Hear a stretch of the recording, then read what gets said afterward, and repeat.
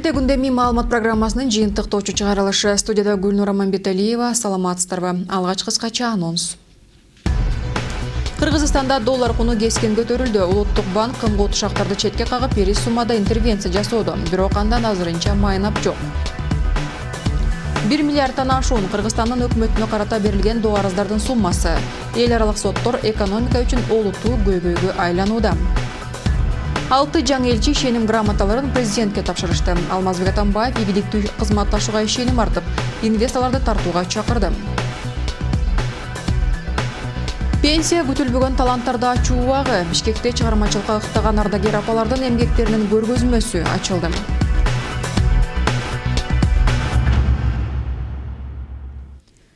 Президент Алмазбек Атамбаев унаа жолун бууганы үчүн кылмыш жоопкерчилигин караган мыйзамга кол койду. Мындан тышкары айыппулдар дагы жогорулайт. Жеке тараптарга айыппул суммасы 3 000 сом, юридикалык жактарга 50 000 сом болот.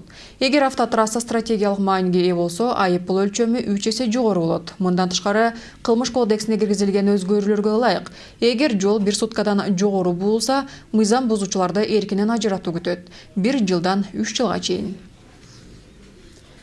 Доллардын куну улуттук банктын көп миллиондук интервенцияларына карабай өсүүдө. 1 доллар бүгүн 58 сом 75 тыйын көрсөткүчүнө жетти. Эске салсак, сомдун курсун турукташтыруу үчүн улуттук банк валюта базарына 22 миллиондон ашуун доллар алып чыккан. Сентябрдан бери башкы каржы мекемеси 100 миллиондон ашуун доллар алып чыкты. Бирок бул азырынча натыйжа бере элек. Америка валютасынын кунунун күн санап өсүү себептери туурасында Бактыгүл Сталбек кызы. Учурда доллардын курсу суткасына болжол менен 0,3% тегерегинде өсүп жатат. Азырынча буга туруштук берүү үчүн жасалган аракеттер ишеничтерди актабай жатат. Сомдун кунун кармаш үчүн улуттук банк валюта базарына чыгууга аргасыз болууда. Улуттук банк валюталык интервенциялар менен валюта рыногуна чыгып атат. Айтып кетсем, ошо акыркы интервенцияны биз биринчи күнү жасадык. 22 миллион 150 миң доллар саттык. Азыркы убакытта да ушул күнү биз да чыктык, валюта рыногуна долларды сатып атабыз. Ошо сатуулар кечки саат 5ке чейин уланат. Ушу бүткөндөн кийин ушу белгилүү болот да канчаны саттык.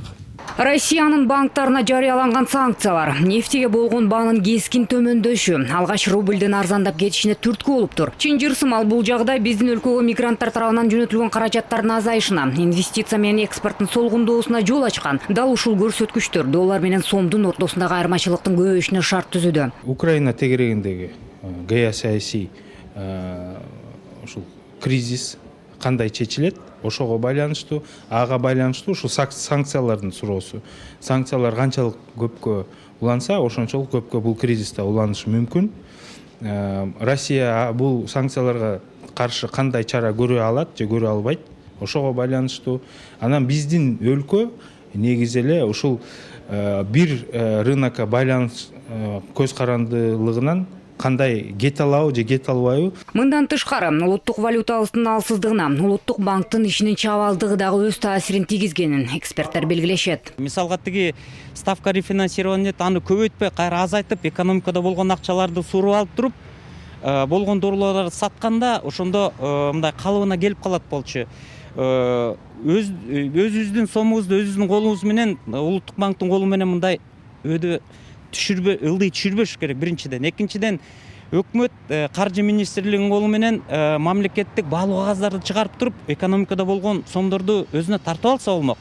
Ошондо биздин сомго да мындай талап келип, ал кымбатыраак болот болчу. Америкалык валютанын жергиликтүү сомго болгон үстөмдүгү жыл башынан тарта 15% түзгөн. Андыктан азыр кыргызстандыктар 1 долларды кеминде 57 сом 60 тыйынга сатып алышууда. Айрым борбордук акча алмаштыруучу жайларда 1 доллар 58 сомдон жогору бааланууда. Бул дагы чек эмес. Айрым серепчилердин бул көрсөткүч 70 сомго чейин жетет деген кооптонуулары бар. Мындан дагы тынчсыздандыргандыгы алдыда күтүлүп жаткан өлкөбүздүн эл аралык экономикалык уюмга кошулуусу. Мисалы кездемени азыр килограммына 20 центтен төлөп атабыз. Бул жакка Кытайдан алып келгенде.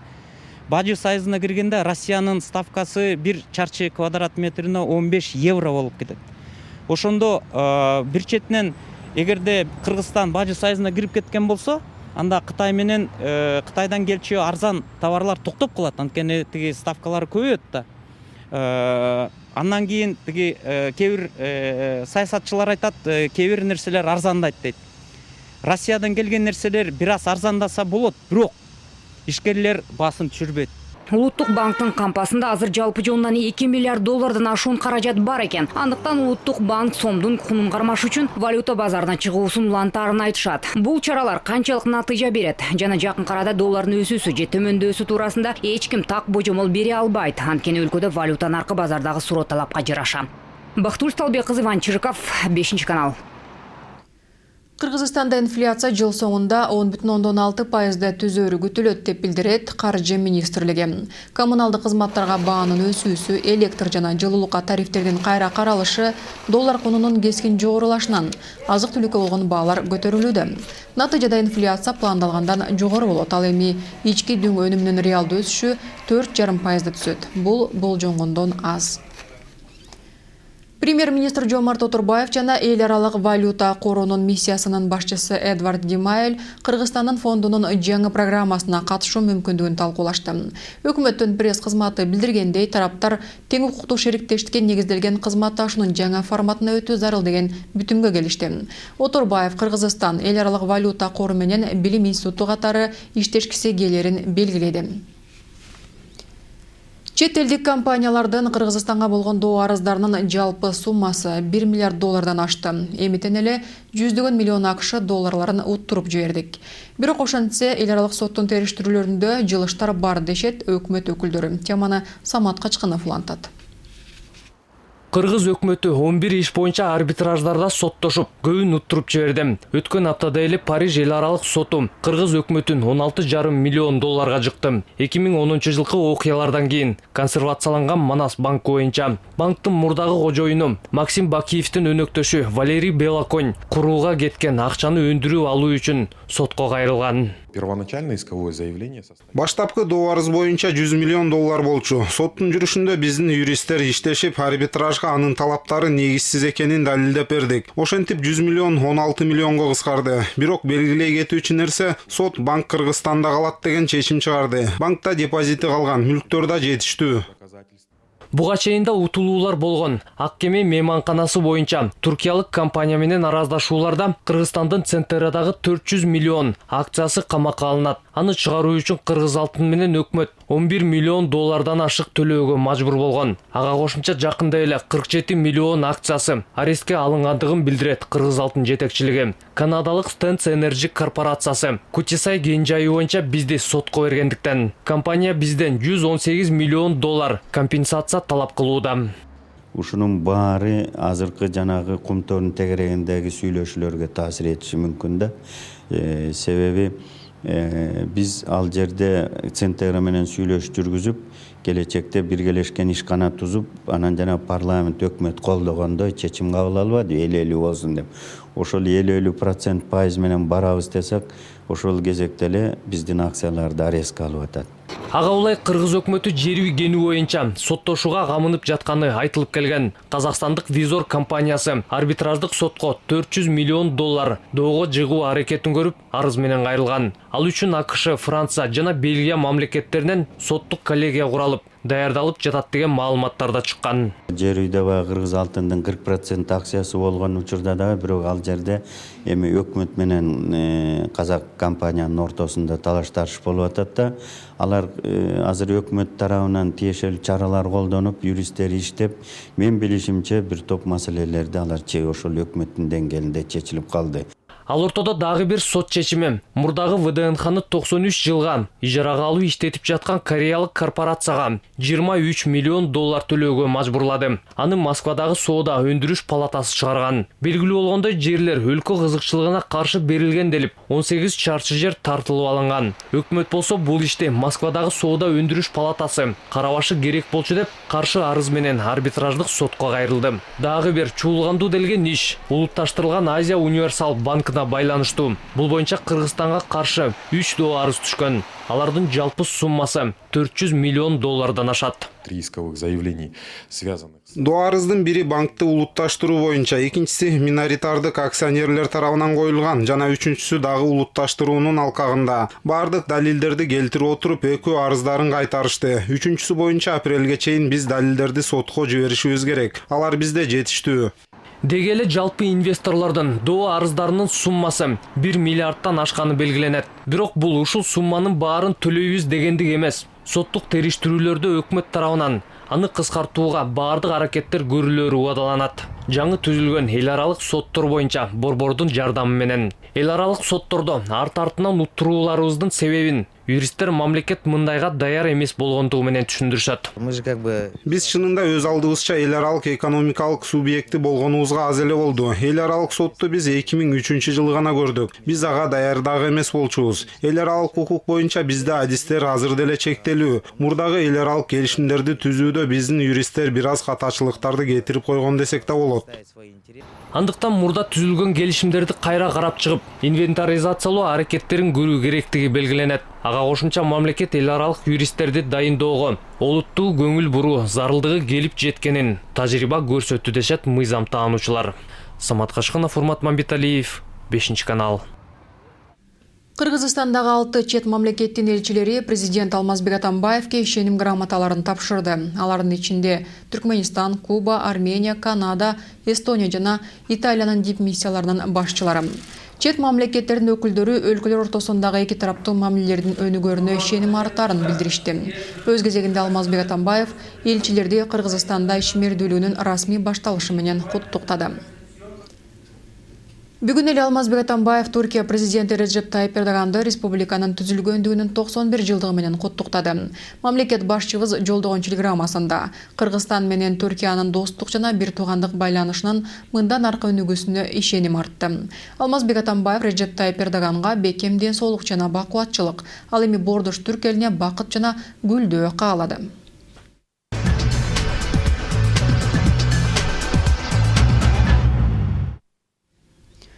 Кыргыз Телеком өлкөнүн түндүк жана түштүгүн байланыштырган 945 чакырымды түзгөн була оптикалык байланыш линиясынын курулушун аяктады. Бул Ош, Жалал-Абад, Баткен жана Токтол районунда интернеттин чыгуу тездигин жогорулатууга мүмкүндүк берет дешет адистер. Муну менен Кыргыз Телеком ишканасы Кыргызстандын жалпы аймагын камтыган чуалгыларды орнотуу менен телекоммуникациялык инфраструктурасын модернизациялоонун негизги этабын жыйынтыктады. Кененирээк кийинки материалда. Була оптикалык тармакты куруу өлкөнүн өнүгүүсү үчүн өзгөчө артыкчылыкка ээ. Эми Ош, Баткен аймактары телефон байланышынын сапаттуу кызматтары менен гана камсыз болбосун, интернет тармагын жеткиликтүү колдон алышат. Ошондой эле санариптик телекөрсөтүүгө да кошулууга болот. Электрондук технологиялардын өнүгүү деңгээлин аныктаган бул чуалгылардын жардамы менен медицина, шайлоонун таза өткөрүлүүсү, ар кандай видеоконференциялардын өтүүсү оңдуу көп тапшырмаларды чечсе болот. Кабелди жерге көмүп, ошондой аркылуу жазадык. Анан көмгөндүн себеби анткени жана кар түшсө же жан жааса ошо тиешеси жок болот. Жана оптикалык кабель менен байланышуу, ушул кабель аркылуу чоң маалыматтарды бере алабыз. Ошол проектти жаздык, бүттүк.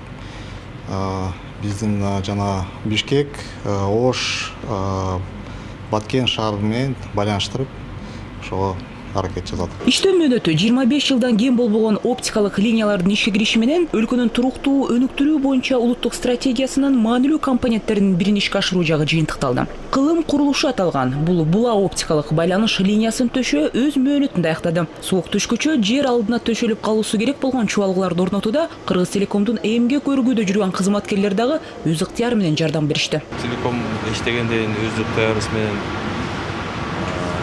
салымыбызды коштук келдик. Проект боюнча ал жерде кабель канализация көмүлөт. Бул ошо канализацияга биз кабель тартып. Алыскы айыл аймактарын сапаттуу байланыш менен камсыз кылуу үчүн Кыргыз Телеком ишканасы була оптикалык байланыш чуалгысын төшөө долбоорун уланта берет. Өлкөдөгү байланыш операторлорунун арасында лидерликти колго алып, дагы 2000 чакырымдык линияны орнотууну пландаштырууда. Муну менен өлкөнүн шаар аймактары заманбап санариптик байланыш кызматтары менен камсыз болору күтүлүүдө. Ушу салынган кабель менен жана интернеттин сапаты ошол кошулган жана абоненттер чыккан скоросту ошо көбөйөт. Анан ушу абоненттерге ыраазычылык айтат деп ойлойм. Азырынча биз жана радиорелейлик менен иштеп атабыз. Эми биздин эмки пландарыбыз ошо башка областтарга, башка аймактарга кабель тартуу деген ошондой пландар. Учурда була оптикалык байланыш линиясын ишке киргизүүнүн натыйжасында абоненттер өткөрүү ылдамдыгы учурдагыдан 100 эсе жогору жөндөмдүүлүгүн камтыган кызматтарды бир айдан кийин толук колдоно алышат. Андыктан Кыргыз Телеком аркылуу интернетке жана Зор ТВ телеканалына кошулушкан Баткен, Ош, Жалал Абад облусунун абоненттери өткөрүү жөндөмдүүлүгү ылдам болгон кызматтарды колдоно алышат. Өкмөт жылуулук жана электрге тарифтерди көтөрүү туурасындагы токтомду жокко чыгарган чечимге каршы доо арыз берди. Күн мурун Бишкек шаардык сотуна тийиштүү доо арыз келип түштү. Эске салсак, буга чейин район аралык сот энергетика министрлигинин электр жана жылуулукка тарифтерди көтөрүү туурасындагы чечимин мыйзамсыз деп тапкан. Соттун пикиринде ставкаларды эсептөө коомдук талкуудан өтпөй жасалган. Ал ортодо бул чечимге карабай энергетика министрлиги абоненттерге эсептерди жаңы тариф менен жөнөтүүсүн улантууда. Борбор каладагы чоң апалардын кичинекей бизнеси үзгүлтүккө учуруу алдында. Улгайган жарандарыбызга таандык Бабушкин Корпорейтед аталышындагы 2 дүкөн жакын арада жабылышы мүмкүн. Себеби шаар чиновниктери аларды электр энергиясынан ажыратабыз деп турушат. Эскерте кетсем, чоң апалар жарык үчүн карыздары жок, алдын ала төлөшкөн. Ардактуу эс алуудагы жарандарыбыз 10 жылдан бери өз колдорунан жаралган буюм тайымдарды дүкөнгө алып чыгып сатып, каражат табышчу. Ему грозит отключение электроэнергии. Болгону 2 павильонубуз бар. Ал жерде бир лампочка гана турат. Кышкысын болсо жылыткыч. Эгер светти өчүрүп коюшса, апалардын бизнеси токтойт. Павильондордо электр эсептегичтери бар. Бардык улумун өкүлдөрүндө эле чоң апалар үзгүлтүксүз электр акысын төлөшөт. Бул жолу алар алдын ала 700 сом төгүшкөн. Ага карабай өчүрөбүз деп атышат. Мен шаардан элдин кайдыгер калбоого чакырам. Бул алар үчүн бизнес эле эмес, жашоодогу эрмектери. Бишкектин экс-мэри жана мурунку айыл чарба министри Арстанбек Ноғоевке издөө жарыяланды. Бул туурасында башкы прокуратуранын басма сөз кызматы билдирет. Башкы прокуратура Чолпон атадагы ипподромдун мыйзамсыз менчиктештирилиши боюнча кылмыш ишин сотко өткөргөн белгиленет. Арстанбек Ноғоев 2008-жылы айыл чарба министри кызматында турганда ипподромду анын мурунку жетекчисине өткөрүү жөнүндөгү буйрукка мыйзамсыз кол койгон. Каракол шаардык сот Ноғоевке карата камакка алуу баш коргоо чарасын кабыл алган. Учурда Арстанбек Ноғоев Россияда жашап, мам кызматта иштеп жатканы айтылат. Талантбек Исаев ИИМдин жол кайгыл кызматынын башчысы кызматынан кеткени тууралуу маалыматты четке какты. Бул туурасында ал өз пресс агенттигине билдирди. Эске салсак, буга чейин 24 кеж агенттиги өкмөттүк булактарына шилтеме кылып, Талант Исаев бул кызматтан кетип, анын ордуна жол кайгыл кызматынын монтаждык эксплуатациялык башкармалыгынын башчысы Сергей Диченко дайындалганын билдирген. Белгиле кетсек, анда 24 кеж агенттиги бул маалыматты Талантбек Исаев тастыктаганын жазган.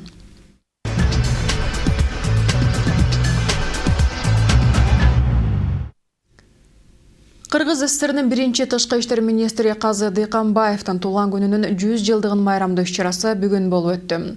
Улуттук филармония залында чыган саясий жана коомдук ишмер менен бирге иштеп калгандар чогулушту. Казы Дыйканбаевди кыргыз дипломатиясынын атасы деп жөн жерден айтышпайт. Ал биринчи тышкы иштер элдик комиссар болгон. Ага болочок тимди калыптандырууну ишенип беришкен. Мындан тышкары Казы Дыйканбаев министрлер кеңешинин, жогорку советтин төрагасы жана башка жогорку кызматтарды аркалаган. Казы Дыйканбаевич бул тышкы иштер биринчи Кыргыз Республикасында тышкы иштер министри болгон. Бул дагы мен ойлойт элем, ошо биринчи болуш, дайыма бир четинен оор, экинчи четинен ошо биздин тышкы иштер министрлигинин жумушун биринчи калыптандырган адамдардын бири болот да. Совет министринин төрагасы да болуп иштеген, бүгүнкү күнгө караганда премьер-министр да. Ошол убакта согуш убагында ушул Советтер Союзунун согуш жүрүп аткан жеринен завод фабрикаларды ушу Кыргызстанга дагы бир топ көчүрүлгөн. Ошол иштерди да башынан аягына чейин көзөмөлдөп ошонун башында турганда. Бишкекте сүрөт искусствосы боюнча курс жыйынтыкталып, көргөзмө ачылды. Кыл калем боюнча сабак алган студенттер катардагылардан өзгөчөлөнүп турат. Алар курак 60-тан ашкан улуу муун өкүлдөрү. Саамалер ак баскан чоң апалардын сүрөтчүлүгүнө Айдай Аманкулова көз салып келди. Ак батманга тартылган сүрөттөрдүн боёгу жаңы кургагандай, бир карасаң кичинекей балдардын колунан жаралгандай туюлат. Бирок мына бул аяз атаны кадимки эле чоң апаларыбыз тарткан. Саамайларын ак басса да, алигиче неберелери сыяктуу эле сыйкырдуу кереметтерге ишенишкендей. Гуляра Урузбаева кесиби боюнча көз доктор. Ардактуу эс алууга чыкса да, үйүндө бош отурбай мынтип жигердүү жашоо образын кечирет. Жакындан бери сүрөт тартуу боюнча курска катышууда. Бул өнөрдү жан дили менен сүйүп калды. Көргөзмөгө коюлган күн желесинин көбү мына ушул апабызга таандык. Это столько цветов. И каждый цвет что-то значит в нашей жизни. Мен күн желесин тартканды жакшы көрөм. Көрсө бекеринен эмес экен. Мен өзүм гороскоп боюнча сууперимен, а сууперлерде күн желесин эч ким жакшы көрбөйт экен. Жашообузда ар бир түстүн мааниси бар. Кызыл сүйүүнүн, бакыттын түсү, сары кызыл кубанычтыкы, жашыл жашоонуку. Өзү дагы жашоого кумар. Чоң кишиникине анча коошпогон балагыял сүрөттөрүндө жаракчылыкка болгон сүйүүсүн билдиргиси келет. Мына бул эмгеги сыяктуу 4 мезгилдин далайын кечирсе да, өмүрдүн кызыгы алдыда экендигине ишенет. Часто бываю в парке, иногда вижу, сидят на скамейке. Мен паркта тез-тез сейилдейм. Ал жакта чоң ата чоң апаларды көп көрөм. Аларды карап туруп жашоонун жазы менен көзүн тарткым келет. Мына могул жерде ошолордун бирөө отурат. Башынан кечирген кубанычтуу, кайгылуу күндөр жөнүндө ойлонуп. Тигини асманда дагы күн бүркөлүп калыптыр. Ошо карабай жалбырактарды жакшынакай сары түс менен бердим. Ал көңүлдү көтөрөт. Демек ар бир курактын өзүнүн керемети болсо керек. Күз жашоонун картайганын билдирет. Бирок өмүр бүтүп калган жок. Гуляра апа жана анын курдаштары бүгүн живопись жана арт-терапия боюнча 2 айлык курсту ийгиликтүү жыйынтыкташып, эмгектерин эл назарына тартуулашты. Чоң энелер шеринелештер, андыктан чай үстүндө баарлашпаса болбойт. Жараткан чыгармаларын талкуулашып, кадыресе иштиктүү сүрөткерлердин образында. Сүрөт искусствосунун алипесин окуткан жаш эжекей да ак жоолукчан окуучуларынан кайдыгер калган жок. Несмотря на мой опыт, аудитория для меня новая. Мен үчүн булар таптакыр жаңы аудитория. Бирок абдан ырахат алдым. Чоң апалар болгон дитин коюп сүрөт тартканды үйрөнүшөт деп күткөн эмесмин. Жакшы окуган балдардай сабакты калтырбай окуп, сонун эмгектерди жаратышты. Ар бириники өзүнчө мактоого арзыйт. Жан дүйнөлөрүн кагазга түшүрүштү. Улуу муун үчүн бул эрмек эле эмес. Качандыр бир кезде орундалбай калган кыялдарды жүзөгө ашыруу. Гуляра апа болсо эми кыргыз тили боюнча курска катышканы турат. Өзү айткандай, өмүрдүн күзү келгени менен жашоо али алдыда. Айда Эманкулова, Кубанычбек Мамытов, 5-канал. Ушуну менен күндөмий маалымат программасы өз ишин жыйынтыктайт. Алдыда аба ырайы тууралуу маалымат, саламатта алыңыздар. Витапрост жыныстык кызматты жакшыртып, көңүлүңүздү көтөрөт. Витапрост чыныгы эркектер үчүн.